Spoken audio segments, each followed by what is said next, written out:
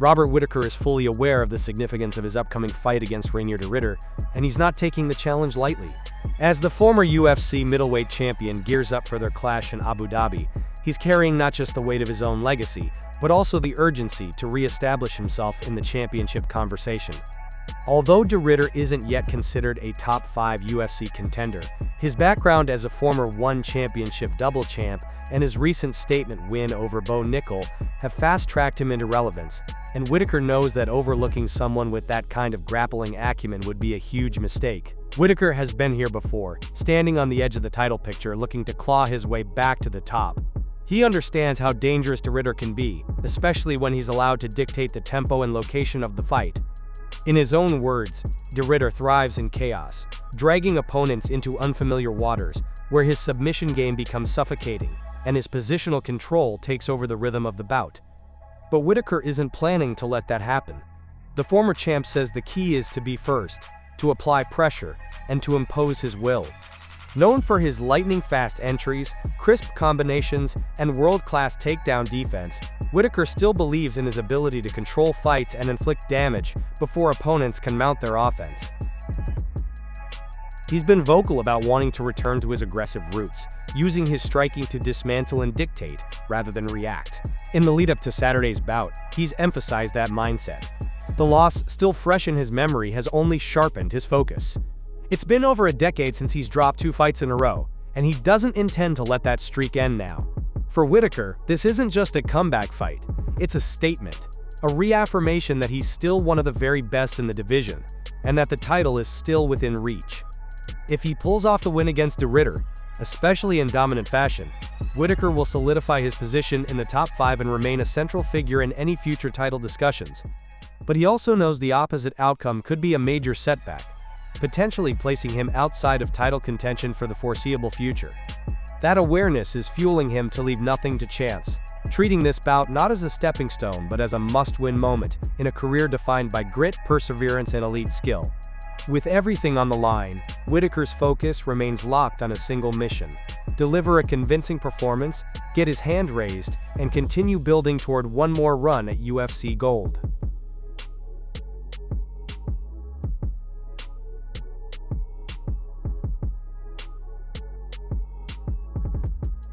Dana White has unveiled a stacked lineup for the upcoming UFC 320 event, delivering several high-stakes matchups that are sure to shake up multiple divisions.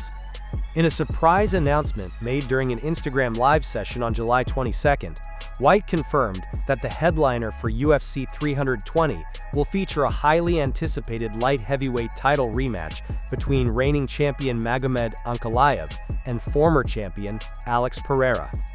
This event is scheduled to take place at the T-Mobile Arena in Las Vegas on October 4th. The fight serves as a direct sequel to their previous clash in March, where Ankalaev edged out Pereira via decision to capture the 205-pound strap. Now, Pereira, renowned for his striking power and championship pedigree, is looking to reclaim the title and even the score. Ankalaev, meanwhile, aims to solidify his position as the division's undisputed king with a second win over the Brazilian standout. Adding to the drama of the night, the co-main event will feature bantamweight champion Merab Dvalishvili putting his title on the line against top contender Corey Sandhagen. Dvalishvili, riding a wave of momentum, recently submitted Shawn O'Malley in a dominant display to mark his second title defense. His relentless pace and grappling are well known, but he'll be facing a versatile and dangerous opponent in Corey, who bounced back into title contention with an emphatic stoppage victory over former flyweight champ Davison Figueiredo, and now looks to capture bantamweight gold for the first time in his career. In another major fight announced for UFC 320, former light heavyweight champion Jiří Procházka will take on Khalil Rountree in what many expect to be a #1 contender bout. Jiří recently re-established himself with a stunning knockout win over Jamal Hill, while Rountree also holds a win over Hill and has been steadily climbing the ranks. The clash between Procházka's unorthodox aggression and Rountree's explosive striking could very well steal the show. Rounding out the announced matchups for the event, rising middleweight prospect Joe Pyfer will square off with seasoned competitor Abus Magomedov. Pyfer has been gaining traction with his knockout power and finishing ability, but Magomedov's experience and durability will be a real test for the up-and-comer. Additionally, in the women's bantamweight division, Macy Chiasson is set to take on Yana Santos in a fight that could play a key role in sorting out the title picture in that weight class. Altogether, UFC 320 is shaping up to be a blockbuster event with significant implications across multiple divisions. As the card continues to fill out, fans can expect even more announcements in the weeks to come. But with these marquee matchups already confirmed, October 4th is primed to deliver fireworks.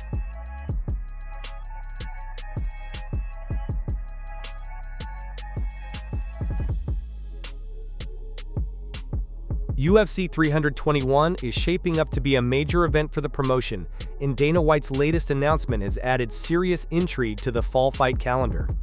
Set to go down on October 25th in Abu Dhabi, the event will be headlined by a heavyweight title clash that pits newly crowned champion Tom Aspinall against former interim title holder Ciryl Gane. This marks Aspinall's first official defense of the undisputed UFC heavyweight championship after being elevated to full champion status following Jon Jones' retirement, and it's arguably his biggest challenge yet. Ciryl, despite falling short in 2 previous bids to become the undisputed champion, first against Francis Ngannou and later against Jon Jones, remains one of the most technical strikers in the division. Known for his fluid movement, precise striking, and calm under pressure, Gane has long been considered a future champion. This bout gives him yet another opportunity to prove that theory right. For Aspinall, who has stormed through the heavyweight ranks with speed and finishing ability that's rare for someone of his size, this is a chance to solidify his position at the top and show that his elevation to champion wasn't just a matter of timing, it was destiny. While the main event is sure to dominate headlines, the rest of the UFC 321 card is packed with important and intriguing matchups. Alexander Volkov will take on Jailton Almeida in what could be a pivotal fight in the heavyweight division. Volkov has looked rejuvenated as of late, putting together strong performances that have re-established him as a top contender, while Almeida brings a grappling-heavy style that has overwhelmed most of his opponents. It's a classic striker versus grappler scenario, and a win for either man could push them closer to a title opportunity. The light heavyweight bout between Aleksandar Rakic and Azamat Murzakanov also carries high stakes. Rakic, once viewed as a future champion himself, is looking to bounce back and reassert himself in a crowded 205-pound landscape. Murzakanov, meanwhile, is undefeated and climbing fast. A win over Rakic would be a signature victory that catapults him into serious contention. Rounding out the announced portion of the card is a flyweight bout between Azat Maksum and Mitch Raposo. Maksum has quietly built a solid resume, and a strong performance here could raise his profile significantly. Raposo, a former tough competitor and prospect out of the New England MMA scene, has a chance to make a splash on a big stage with this opportunity. With this lineup, UFC 321 promises to deliver high-stakes action across multiple divisions, and the Abu Dhabi setting only adds to the event's global appeal.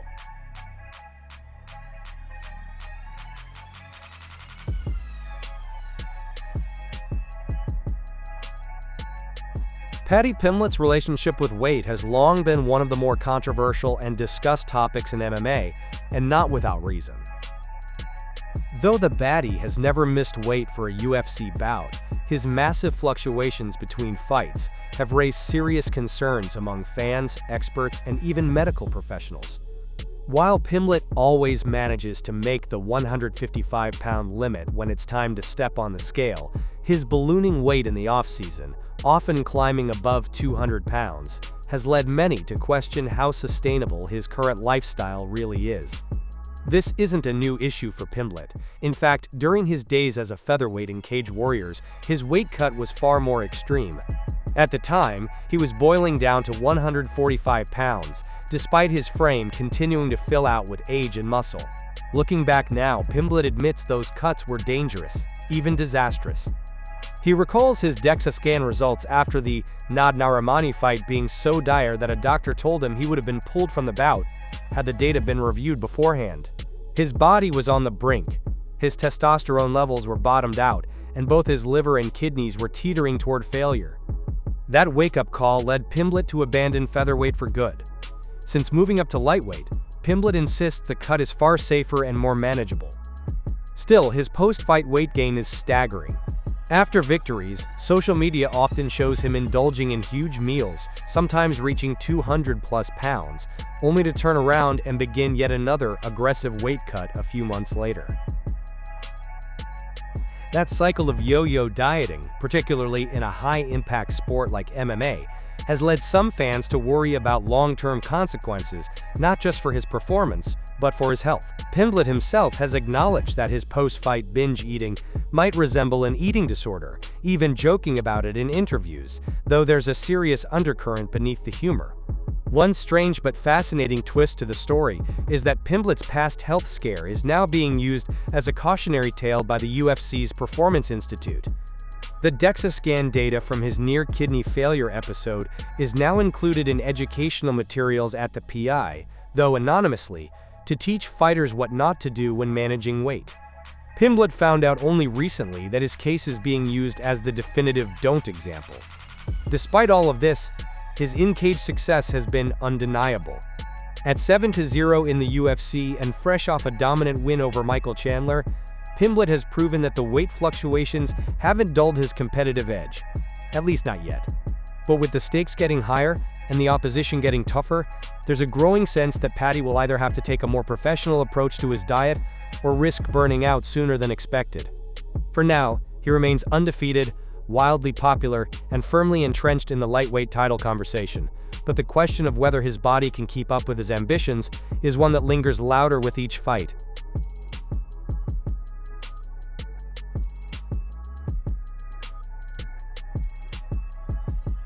Khabib Nurmagomedov has weighed in on the future of Jon Jones, as speculation continues to swirl around the former UFC heavyweight champion's possible return. Despite Jones having recently stepped away from the sport and vacating his title, Khabib made it clear he believes the writing has been on the wall for some time. In his eyes, the version of Jon Jones that once dominated the light heavyweight division is long gone and may not be coming back. Speaking on The Hustle Show, Khabib didn't mince words when assessing Jones' recent activity and overall trajectory. "I mean, he's like 38 now," Khabib began, acknowledging Jones's age and the lengthy stretches of inactivity that have marked the last several years of his career. "Let's be honest, how many fights has he had in the last 5 years? 1 or 2 in the last 5 years. He's been done for a while." He also didn't shy away from revisiting the close, often controversial decisions Jones earned in his final light heavyweight bouts, including narrow wins over Thiago Santos and Dominic Reyes. According to Khabib, those performances were already signaling a decline. Even those last light heavyweight fights, Thiago Santos and Dominic Reyes, they were controversial. His prime was clearly behind him. When Jones made his heavyweight debut against Ciryl Gane in early 2023, he submitted the Frenchman in the first round and captured the undisputed title. But Khabib viewed that moment more as a product of business than legacy. Then he fought Ciryl Gane.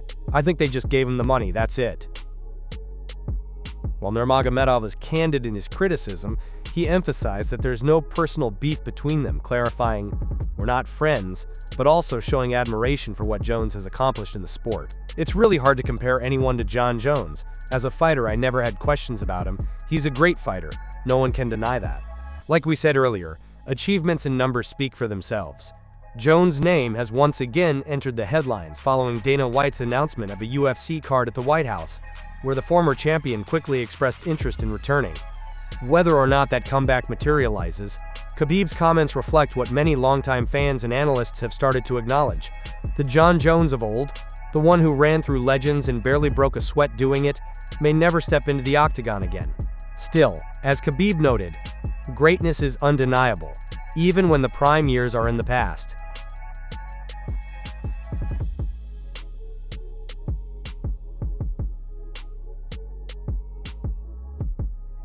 Tensions are far from settled between UFC bantamweight standout Sean O'Malley and former champion Cody Garbrandt, as the long-simmering feud between the two continues to escalate. While O'Malley has been no stranger to beefs with fellow fighters, most notably with Marlon Chito Vera and Aljamain Sterling, it's clear that Garbrandt still has O'Malley in his crosshairs, and he's not holding back. In a recent interview with MMA Fighting, Garbrandt didn't mince words when asked about Shawn. The former 135-pound champ questioned O'Malley's legitimacy as a UFC title holder and suggested that the hype around the colorful striker is built on shaky ground. Garbrandt expressed outright disbelief that O'Malley had ever managed to climb to the top of the division, taking shots at his grappling credentials, or lack thereof, as a key weakness. "I would love to F him up," Garbrandt said bluntly. "He just always talks shh. I think he has an infatuation with me. He's so jealous of me, and I can't believe he became a world champion." According to Garbrandt, O'Malley's skill set has major gaps, especially when it comes to takedown defense and wrestling, and he pointed to O'Malley's fight with Merab Dvalishvili as proof that the champion can be overwhelmed by pressure and physicality. "He can't wrestle for a lick, can't defend a takedown. I mean, Merab straight bullied him." Garbrandt, who has been publicly calling for the fight for some time, believes he has the perfect style to give O'Malley a rough night inside the octagon. "He's been calling me out forever, so I've been ready to fight that dude. I've got what it takes, I know how to beat this dude. The way that I fight, it'll be a bad night for him." He even claimed to have tagged UFC President Dana White on social media, pushing for the bout to be made official. "If that's the next fight they want to do, I think that's going to be a great pay-per-view fight. Good drawing." Garbrandt went on to contrast their fan bases, pointing out the difference in demographics. "He's got a good fan base, but they're younger, you know, the Twitch people, the video games. But I'm a dog, I would love that fight." The implication was clear. Garbrandt sees himself as the tougher, more battle-tested fighter, while O'Malley represents flash and internet hype more than grit and substance. Not one to back down, O'Malley recently fired back during an appearance on the Ariel Helwani show. While addressing some of Garbrandt's recent criticism, specifically about his performance in the Dvalishvili rematch, O'Malley sarcastically commented on Garbrandt's changing appearance, saying he realized his own face tattoos were embarrassing after seeing Garbrandt's look during a UFC Fight Night event in Atlanta. It was a jab that added fuel to the fire and proved that the animosity is mutual. Despite the disparity in their current rankings, O'Malley near the top of the division and Garbrandt still clawing his way back up, this feud continues to gain momentum. While some may dismiss the matchup as a mismatch based on recent form, both men carry significant name value, and their personalities alone could make it a major draw if the UFC decides to cash in on the drama.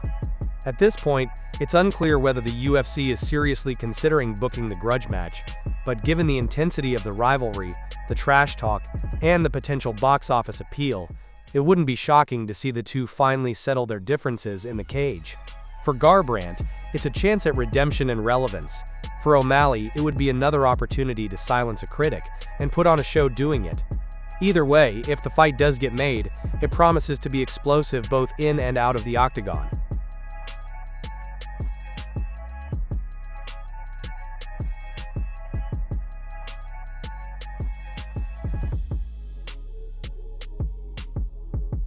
UFC CEO Dana White believes Max Holloway has positioned himself extremely well for a variety of opportunities after his recent win over Dustin Poirier. Holloway secured a unanimous decision victory in what turned out to be the Diamond's retirement fight at UFC 318. This important win in their trilogy not only allowed Holloway to claim bragging rights, but also put him in a prime position to challenge the lightweight division hierarchy. With his spot firmly entrenched in the UFC's top 5 at 155 pounds, Holloway is eager to capitalize on his momentum and push toward another title run. There's been significant speculation about whether Holloway's victory over Poirier was enough to earn him a rematch with the reigning UFC lightweight champion, Ilia Topuria. At the UFC 318 post-fight press conference, Dana White was asked directly if Holloway's performance had earned him a shot at the lightweight title. White was optimistic, noting that Holloway had just defended his BMF belt and is currently ranked number 4 in the lightweight rankings, which places him in a very advantageous spot. "Anything is possible for Max right now," White said, underlining how many options are available to Holloway at this point in his career. Prior to UFC 318, Holloway expressed confidence that a strong showing against Poirier could vault him into a rematch with Topuria. Speaking at the media day, Holloway said, "For sure, 100%, it's all about moments. If I go out there and have a UFC 300 moment, bro, I'm right there for a title shot." If it's not for a title shot, I'm right there for a #1 contender shot, whoever it may be.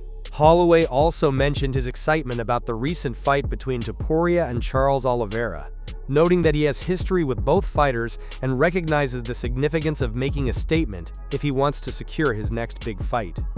While the timing and logistics are still uncertain, the idea of Topuria versus Holloway 2 is very much on the table and could happen sooner rather than later. Holloway's renewed momentum combined with Dana White's endorsement of his position in the division suggests that fans may get to see this highly anticipated rematch in the near future. With both fighters at the top of the lightweight ranks, their potential showdown would undoubtedly be a marquee event that could shake up the division's landscape even further.